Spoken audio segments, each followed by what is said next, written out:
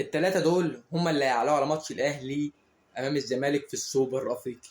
فارس عوض والشوالي ومدحت شلبي.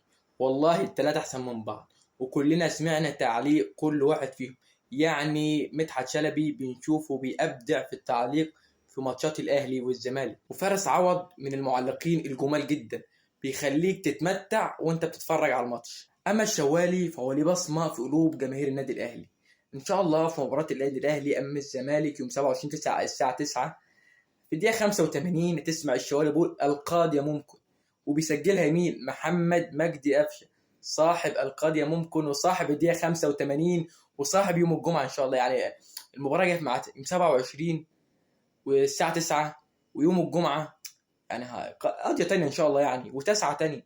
يعني هو جاب لنا تسعه من دوري ابطال افريقيا، ان شاء الله يجيب لنا التسعه من السوبر الافريقي. اسمعك حاجه بقى من